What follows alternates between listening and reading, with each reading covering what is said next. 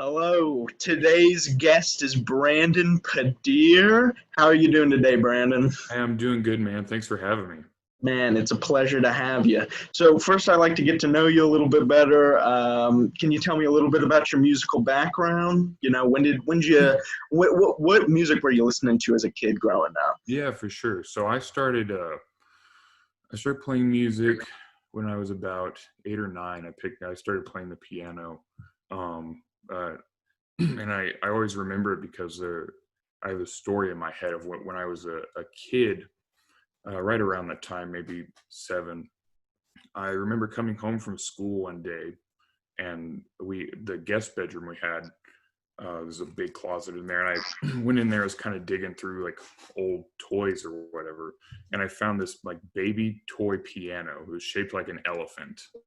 It was like super random, like very Fisher Price thing. But that was like the only sort of instrument we had at the house. I just remember like grabbing it and like laying down on the ground for like 3 hours, just like starting to like plunk out melodies. It had like 6 keys maybe. And so I remember my mom like came in and saw me doing that. She's like, "Okay, let's get him some lessons." So I started taking piano lessons, and then I picked up the guitar. I'm self-taught guitar and bass and drums and all that. But so yeah, so a lot of the stuff that kind of like started to move me really early on was like uh, Zeppelin, a lot of the usual stuff like Zeppelin. I heard Dylan for the first time and it kind of blew my brain out. Um, but my parents grew up where when I was growing up, always listened to like 90s country. And so like a ton of that is in my brain, like uh, and so I play with a band actually called the Texases, and we do a lot of that 80s and 90s stuff. So it's really interesting how it all has kind of worked its way back around. I mean, I definitely hear that 90s country quality in your voice. I mean, I think that's one of the most amazing things when I was listening to your latest album. I'm sorry, Brothers of the Flood. I'm Oh, spaced out there for a little bit. yeah, no worries. Um, is that you have this real distinct classic kind of quality, country quality to your voice. When did you start to notice that your voice was, really suited for like the more like folk and like rock kind of genre? Yeah. So I I kind of grew up singing well, not wanting to sing, but singing in church. I grew up a church kid, and so I was in like the youth, like praise teams or whatever, and I was totally afraid of singing, like scared to death of it. And then one day, our singer left, and so the two guitar players, the head guy over it was looked at the two guitar players, me and the other guy. I was like, "All right, now y'all are singing." Like, wait, hold on, what? And so I started singing that way, and that's a very like pop oriented style. And I was like 16, so my voice was still crackly as hell. But and so I was never really comfortable until I started like learning to write my own songs. Because I was playing guitar at the time, and it had never like occurred to me to not do that necessarily. That sounds strange, but I feel like a lot of people they have this like realization, like, oh, like I can write my own things and like talk about things that matter to me. To me, I for some reason I was always like, yeah, that's like what you do. That's what these people are doing. So why wouldn't I do that also? Um, and just yeah, as I started writing, I would never say that my music is country per se. I like to use the overarching phrase of Americana. Um, but yeah, I feel like my first like vocal inspirations were like Dan Auerbach from the Black Keys. Like that really soulful thing. Um, and yeah, not and like like George Harrison, like those kind of guys, like really smooth, not really a country voice at all, but dabble in those elements. And I think when I started playing live more, having to do like 3 hour gigs where I'm like, well, I have like 5 songs right now, so I have to fill the rest out with cover songs. Just playing some of those, like in the more folk Western style. I just started to come out to, like, I don't know, almost, I guess the phrase, yeah, like kind of meet the crowd where they're at. It's like, okay, they want something that's a little bit more country. Like, let me turn it up a little bit. And it just came out very naturally. And I was like, oh, cool. Like, who knew? I mean, like that's really interesting. That brings me to one of my next questions, is because your live performances are awesome. They're really amazing. I when did you, so I mean, you're talking about starting to really find your voice not only through your songwriting ability but also through live performance. Do you remember like one of your like first shows, and just kind of like when did that kind of start? When did you start performing maybe like outside of the church and like maybe like in bars like around like San Antonio and stuff? Yeah. So one of the first I can remember, well, when I was in high school too, I started playing in bands. I distinctly remember one time we played out in Seguin. I can't remember what the name of the place was, but it was in like a warehouse yard, like where it's like a bunch of these like utility buildings. And it was in the back of one of those. The stage was maybe like 6 feet across, and it was a triangle. And we had a full band up there and played to like 3 people. But it was like the greatest like feeling. And there was like, yeah, we're playing on stage. Like, and it was like a very traditionally folk group, or at least for the time. But I remember one of the times, cause I actually started playing like live, like actively, not that long ago, maybe 3-4 years ago. And I remember one of the times this band that I was in, Adopted Kids. Where was that? I think it was the first time we played at Halcyon. Oh, This was like a 6-piece band. And if you know where they put the bands at Halcyon, it's not a big spot for 6 people. it is not a big spot. But I remember, we got up there and we started doing our thing. And I feel like a lot of guitar players nowadays are like more like shoegazer in terms they actually do like kind of stare down at the ground. I remember looking up and seeing like it packed to the gills full of people. I was like, whoa, like they're like, even if they weren't all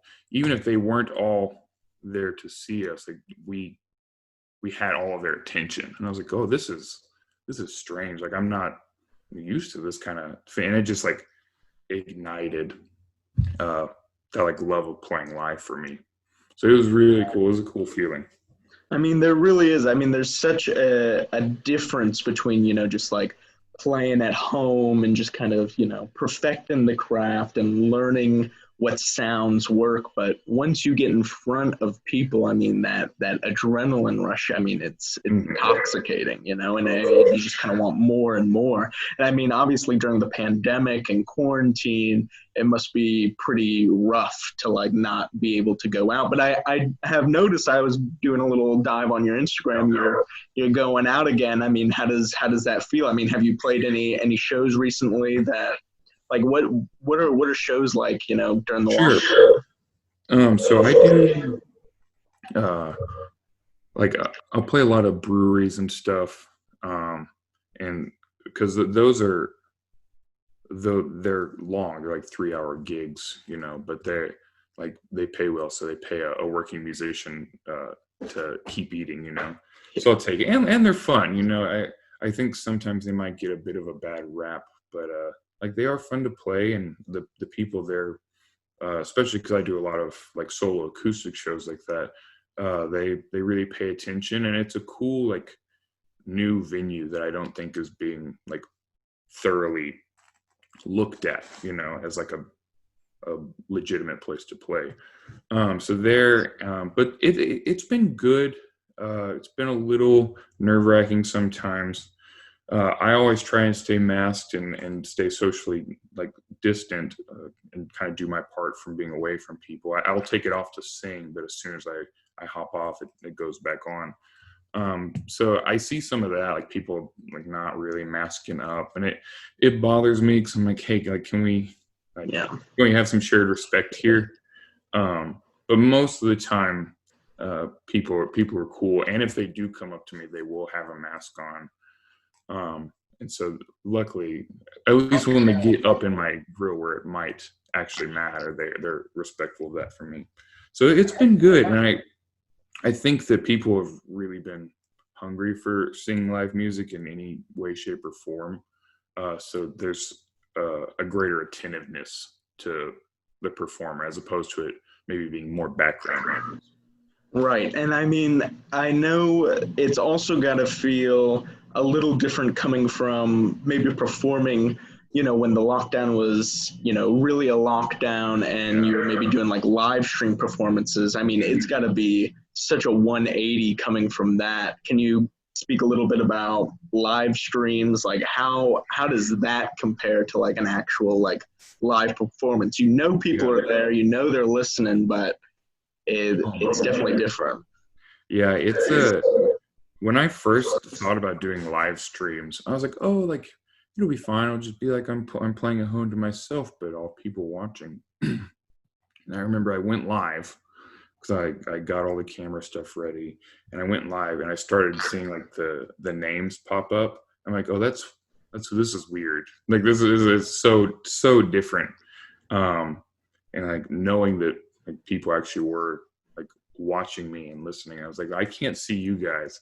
So I kind of had to force myself to pretend that they were there. So because without having someone to interact with, you're just talking at yourself. So I was like, well, I'm just gonna like make jokes and hopefully it passes off. At that time, I think we weren't in the dredges. It was all fresh and new and like, oh, it's kind of exciting staying at home, and now it's horrific. And so yeah, it took a lot of getting used to. I think I did like four or five, and then playing for the first time in front of people. I'm like, you had to mentally shift back to that. You're like, oh, I'm not used to. I'm used to playing to a screen. So it was almost intimidating to be like, oh, people are here again. Like, oh gosh. Do you have like a favorite place around San Antonio that you like to play? I mean, obviously you want to play wherever you can, but I mean, is there a happening spot right now that you're just like, if you're gonna come see me, you better come see me right here, Yeah. So actually, since the lockdown was starting to lift up, I was able to get connected with the people up at the Rustic. And so I do have a full band show up there coming up in November. And that'll be cool because that'll be one of the first times I've played definitely these songs, but most of my stuff in general too, like with a full band. And so that'll be really cool to get to see and experience. But yeah, I mean, my favorite place to play is probably, and this is a little on the nose, but it's probably the Lonesome Rose, just because the stage there is great. I don't know if you've been over there, but the stage is great. The sound is like more than adequate. It's not just like one monitor shared between 4 people, or whatever. And I think the last place I played with a band live before the lockdown was probably the side stage at the Tiger, and a band that I was heading up. We opened for this band El Campo out of Austin, and they're like one of my favorite bands of all time. They're incredible. And so I think there was probably like 35 people there, but it felt like a nice packed room, and so your confidence went up, even though like maybe in the main stage or wherever it may have looked like nothing. I was like, this is great. Like, I can totally do this. I mean, that's got to be a great feeling, I mean, just everybody's there, and it's just like, it doesn't matter the size of the room or how many people are there. I mean, as long as that feeling is electric, I mean, that's all you really need as a performer to go on and put on a great show. Yeah. Let's talk about Brothers of the Flood. Yes. So you start working on this pre-pandemic, or was this like a quarantine project? You were like, man, if I'm going to be in lockdown, I better start working on something because I don't got anything else to do. Yeah. So I guess it was 2019. I finished up my first record, Rock and Roll Heart of Gold. I put that out in August. And so I spent the next couple of months just kind of laying low on writing songs. Usually I'll have a period where I just stop writing altogether because I'm like, I'm mentally and emotionally spent. Like I need to recoup and like listen to new things and like try and get a sense of direction in my head. So probably about November, December, I started getting cool song ideas and working with that. And then in January, I kept working. I was like, okay, I'm gonna put out another record this year. Like I know I have the songs, I have the ability. Cause I have a goal of releasing 5 records in 5 years. So I'm like, well, I need to get started on this like as soon as possible.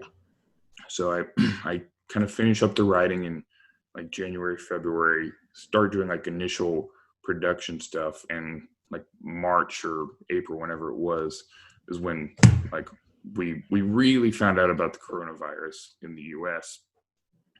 And then everything started shutting down. And I was like, what? Okay, well, I have nothing else to do, so let's put it out now while we have the time to do it. And so it was a little bit like pre-corona, but the bulk of the recording happened in our lockdown. Very cool. Very cool. I mean, you mentioned your previous album, Rock and Roll Heart of Gold. How do you think that the music has evolved in that time? Yeah, so I think that I mean from rock and roll to Brothers, I learned a lot more about recording and recording techniques. So I think my skills there have gotten stronger. Just kind of learning how to explore the song as a whole. And I think my writing has improved. Like I not that the writing on Rock and Roll Heart of Gold was bad, but it just was a little bit more refined in certain aspects. I kind of took it to a couple of different places than like a traditional like love song or heartbreak song on Brothers of the Flood. And while I love those songs are the bread and butter to any like really good song. I think it's very easy to go to that place because it's super universal. So I wanted to kind of push myself, and so I wrote like Shiver, or what's another? I mean, even Honky Tonk Habit is like very much like a test to be how country of a song can I make, and like how like lopsided Hank Williamsy can I push this boundary. And so just like trying to stretch myself in different ways, I think really helped kind of take it a step higher than rock and roll. Look, I know it's like picking children, but I mean, do you have a favorite song like off of the album, like something that you're just so proud of that you're just like, this is Brandon Padier at its finest? Man, I think in terms of songwriting, my favorite would have to be Evangeline. I think maybe in terms of a like full scale like song, or like with production and how I have an affinity for like cool guitar solos or whatever, I would probably say Everything Falls Apart, and it's maybe a little ironic to say because it was like the first single of the record, but I think that's why I did it, because I was like, this is like as distilled me as you can get, because I love like epic guitar stuff like with Tom Petty and the Heartbreakers. I love really long songs, like anytime on a record that there's a song that's like 6-7 minutes plus, I'm already like, oh, I know I'm gonna love that, because like you needed that time to say something to me. And yeah, it has a really, at least from my perspective, a really strong chorus and a really like compelling bridge. It's very repetitive, it kind of pulls you in. So yeah, I think those two are probably my favorites of the children I love. Yeah. I mean, I think those are definitely great choices. You mentioned Tom Petty and the Heartbreakers. I'm a huge Tom Petty fan. Yes. How did that kind of influence like a little bit of this album? Yeah, I mean, well, when I heard he passed away a couple years ago, I was devastated. Like, it was insane. Yeah. But I think I started doing like a deep dive into his music. I would probably say right around the time he passed away. And I think is because it was one of those things like, oh, he'll always be around, and then he wasn't. So like, oh my gosh, like now we have to like kind of collect and remember. So and usually I think I started from Damn the Torpedoes, which a lot of people probably do. I just started digging into all this stuff. I started with the first two records, and I had listened to like Wildflowers before, and like I liked it, but I don't think I really embraced it like I should or could have. And I remembered coming back to that, and I was like, "Oh wow! Like this is a record. This is like a masterwork," and which is so crazy because I feel like he had that with Damn the Torpedoes too, and to be able to do that like 2 times in your life is remarkable. I think so. Yeah, and I remember when I started writing Everything Falls Apart. I think I was listening to the 2 songs that were in my head for the reference were Refugee and then a song by this band called Dawes. And what song is that? It's off their album All Your Favorite Bands. And that record is like nothing but like 6-7 minute jams. So I had those 2 references right in the wheelhouse, huh? Exactly. And I'm like, this is it. Like I want my song to be like this and like that. And I think I did a good job of it. And I hope I did such a good job of it that people don't recognize those 2 in there. It's one of those things. Oh man. I mean, honestly, like I said, I think Brothers of the Flood is great. I did have some questions because you're a really good storyteller. And whenever I think about storyteller musicians, I always think about their albums having some sort of conceptual base to them. Mm-hmm. I mean, do you find that this is like a concept album, like of the time, like of just like some recent events? I was reading in a Essay Current article that you were interviewed in about when you were mentioning the adopted kids and how you kind of compared it to like the flood and like the flood of brothers. Like, yeah. I mean, is that like a main theme throughout this work? Yeah, I think so.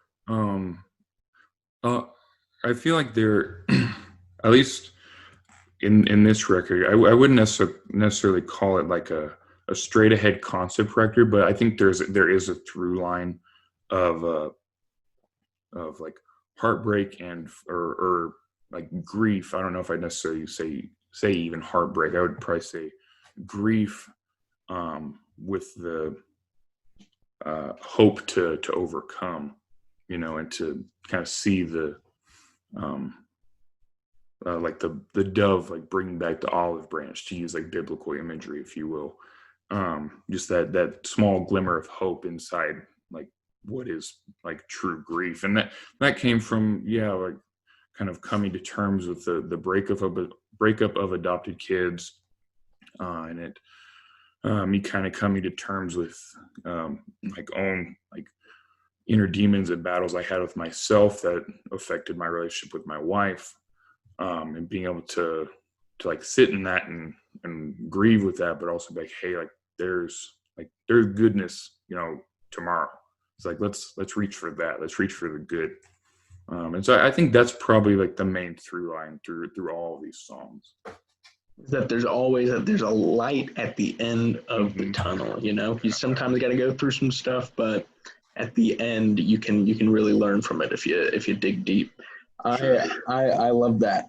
Um, I now have like a little bit of just questions, just about, what you've been doing besides the music a little bit. Have you picked up any hobbies, during this quarantine, things that are you're just like, I wanted to like always do this, but I just like I never had the time and now I'm stuck here and I gotta do something. Yeah.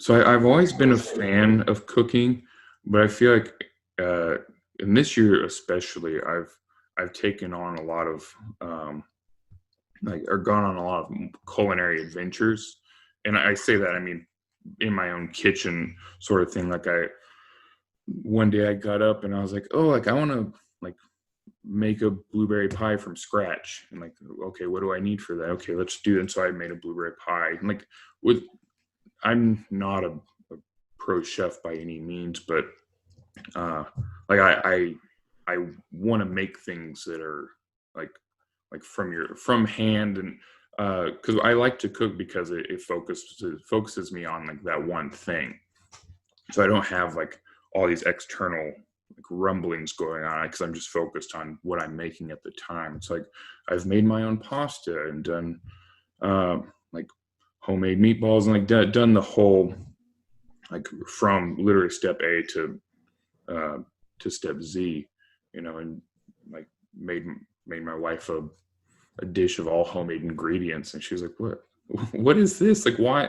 And so I think that for me has been my biggest uh, like new hobby or new venture. Um, and the we own our house, and so a lot of it's just been general upkeep. It's like, oh, I'm not doing anything today, I guess I'll go work around the house. Get all that stuff done. I mean, like I think it's really interesting that when you're talking about cooking and like hearing a little bit about, growing up and being, self-taught with like a lot of different instruments. I mean, you seem like a very like driven, like if I'm going to be doing something, then I better do it like from the start and I better do it from scratch. And Yeah. that's how it feels like, at least to me, it seems like that's how it feels like important to you. I mean, do you pick that up from anywhere? Is that coming from like a family member? I mean, is that just like, or is that just like something you're rolling stone and that's how you always been? Yeah, I don't know. Like I think I had that realization as you just mentioned. I was like, oh yeah, you're right. Because I mean, even the record making themselves, like it's all me. I play all the instruments. I record it and produce it myself. Um, so yeah, um, I don't know where it comes from. It might just be who I am. Yeah, I just want to see things through from the beginning to the end, and just be able to revel in what I've made, and like how I know that like, oh, this is 100% from me. Like whether I give this plate of spaghetti to my wife and she loves it or she hates it, like I know I did it. And if she doesn't like it, what can I do better? So when I go back and do it again, I can make it better. Same thing with music. Like I feel like music's a little bit different because you don't necessarily want to be beholden to people that are like, oh, I liked this song from your first album. Like, what? Great. Like, I'm glad you did. I'm gonna keep doing this Yeah. here, and I hope you like that too. But if not, I'm just gonna. You still have that. Don't worry. Yeah, no, I definitely feel that. And I mean, especially with streaming services nowadays, I mean, entire catalogs are on full display. So, Yeah. you know, being able to like go back and like listen to like all those like old records, but also seeing that the new stuff is coming up and it's always available. I mean, you've been obviously making music for a real long time. How do you feel about, the streaming era and how it's affected your, musical journey? Yeah. I feel like, well, I I'm a purist in the sense that like I love like physical copies of things. Like I collect vinyl records, and I love like buying Blu-rays of movies and things like that to actually like own them and be able to look at them. I think overall, uh, like streaming services has done a huge good for every musician, because you can sign up for a like a yearly subscription program to a distribution service, and for like $20 a year, like literally anyone anywhere can hear the song that you made, or you can do it free and like put it on SoundCloud, and like anyone, like any person can hear your song and have it like meet them where they're at and possibly affect them, and affect change in some way. And that's incredible. Like I I'm not a huge analyzer of like the analytics on Spotify, but I would look at them when I put the record out up first just to see how it was doing.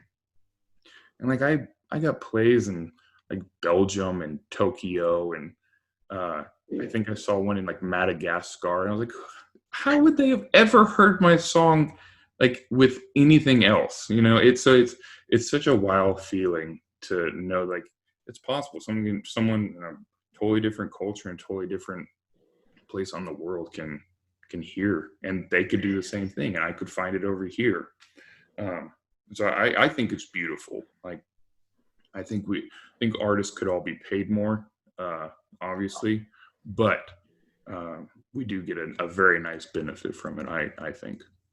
I mean, I think you said it great. I mean, the global factor, or like just like the global approach to music pretty much is through these streaming services, because it used to be like either you know going to like a record store and like having to like find it, being like entranced by the cover art, which, speaking of, Yeah. I want to talk about the cover art for Brothers of the Flood. It's a very minimalist, but I mean, you got a man dragging like a dead cow. What's going on there? Yeah. So the artwork was done by my friend, former bandmate, um, incredible visual artist, and kind of cultural entrepreneur. I could call him Will Chappell. Um, and he had done that as a just like a sketch on a piece of paper. It was just ink and like I think it was like lettered paper, for like a school book. And I just remember he posted it up on his Instagram, and I saw it, and I was midway through the record. And I was like, oh, like I don't even know what the name of the record is, but I know I want that as the cover. And so I asked him if I could use it. He's like, yes, of course. Like, send me the most high res photo he could have, and we got it done. So once I had that cover art, and I started listening through the record, I was finished with it. I had, and I kind of talked about this in that interview you mentioned with the Current. I was listening to a Bob Dylan record, Planet Waves, that he did in '74, with the band, and the back page, or the back side of the record is basically the liner notes, and his liner note was just one big like sprawling poem essentially. And near the end he references a couple of different things, and I saw the phrase Brothers of the Flood, and I was like, man, like uh like what a phrase, what a name, what a title. Just a band of brothers kind of going through this catastrophe together. And I thought immediately of Will, and because he was in Adopted Kids with me, and I thought of Adopted Kids, and I thought, I'm thinking of the record, or the cover art, and I was like, well, how ironic, not even ironic, but how interesting would it be to call it Brothers of the Flood and have it be basically a flood of nothingness on the cover. So it's very minimal. It has the cactus, the sun, and like that's it. you know. So it's what's the phrase? Like a duality of sorts, that meshed very well. And so I love it. I'm super proud of it. I worked with it, kind of altering it a couple of times, sent it to a bunch of people, and they're like, "You need to stop messing with it. It's great." Okay, I'm in. I mean, it's always interesting to hear about artists talk about their cover art because it's usually the first thing, that I'm looking at whenever, like as the consumer is like, I want to look at like this cover art and be like, oh, that looks really interesting. Like what I can like kind of gather from it. And I mean, in my literal brain, like I'm thinking about, floods in San Antonio, and like, like that kind of stuff. But I mean, that idea of the minimalism versus like the actual like catastrophe of like ripping apart of like like a band and like I that's really cool, and that's super interesting. Thanks.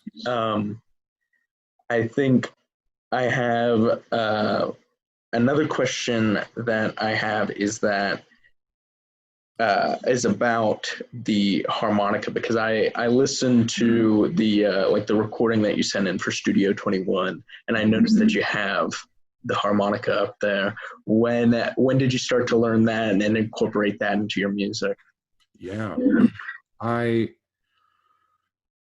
think I wanted to start playing harmonica and like playing it with guitar is around the time that I heard Bob Dylan for the first time. I think the first song I ever heard was Mr. Tambourine Man, and that's what the song is. It's guitar, harmonica, and then there's a second guitar. I was like, man, like it's so sparse, but it's so beautiful, in its like own shrill way, and then you kind of start learning about more music, and you see like Stevie Wonder and his acrobatics on the harmonica, and you see all these other folk singers who are using harmonica, like Neil Young, obviously another favorite of mine, and just how it adds to their performances. I was like, man, that's so cool. Like I want to do that. Like if my dream is to become like a great singer songwriter, not that I have to copy them, but like I can see how much expression and emotion it adds to the song, and so I want to add that same expression to my songs as well. Especially most of the time I'm playing solo, especially now. So being able to basically accompany yourself, without needing a whole other person is such a cool concept. I mean, and it definitely is like a distinct kind of, like you were saying earlier, an Americana sound is that harmonica.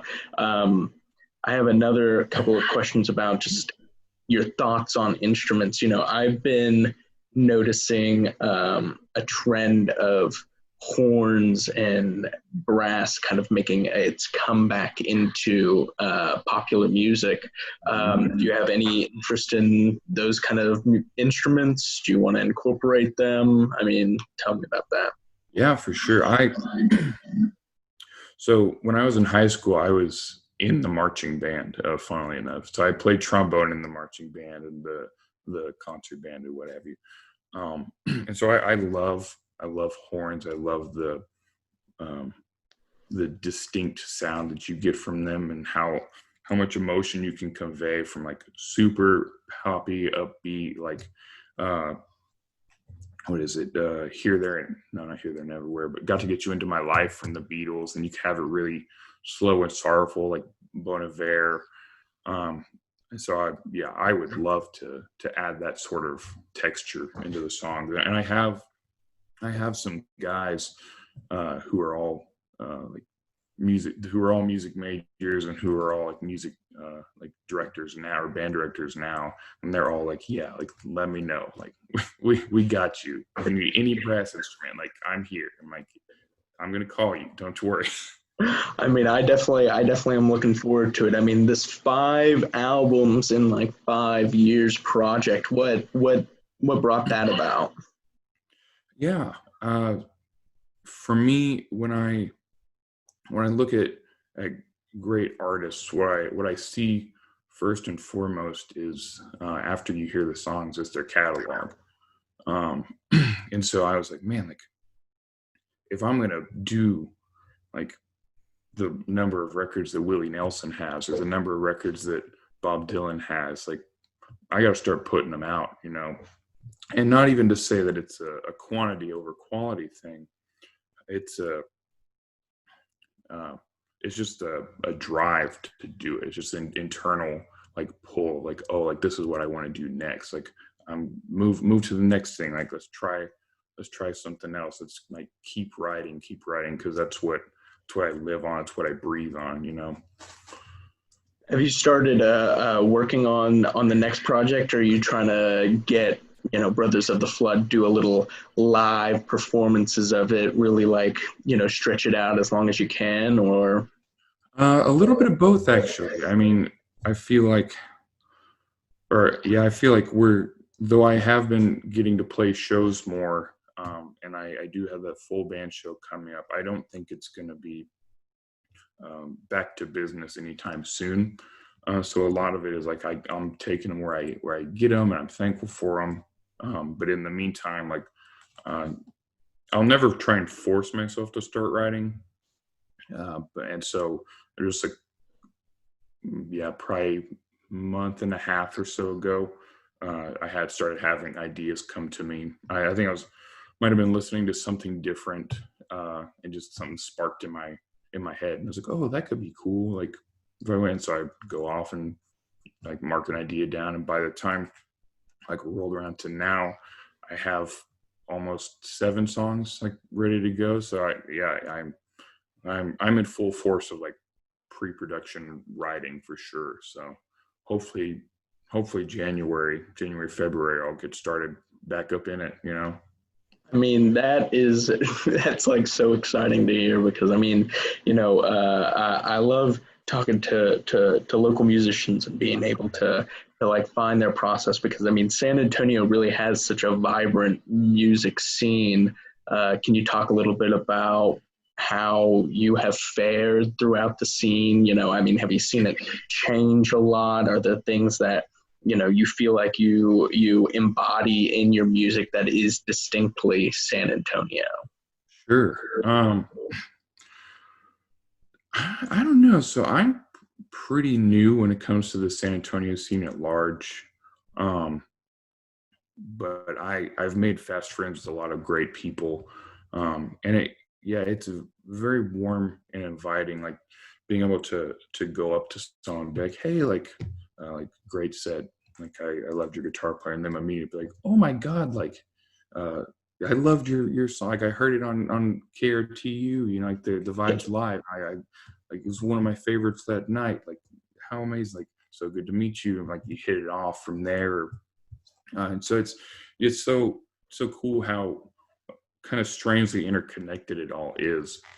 And I mean the band that I have for when I start doing full band gigs, like I purposely, well, selfishly, because I wanted really good musicians, and purposefully, I was like, I also want to be able to have this cool connection, like between all these cool groups in the city. I purposefully went after, like my bass players from Mr. Pidge, you know, my drummers from, oh my goodness, from the newer band Loper that they're putting a record out, I think next year, and I have freaking Cooper Greenberg from Favorite Son like playing guitar for me, like all these like monsters of their instrument, and I was like, "This is great!" Like I'm into it, you know. Like I wanted to make sure that every person doing their job is better than me doing that job, you know, because otherwise it's like I don't want to have to worry about that. Like I just want to give you the songs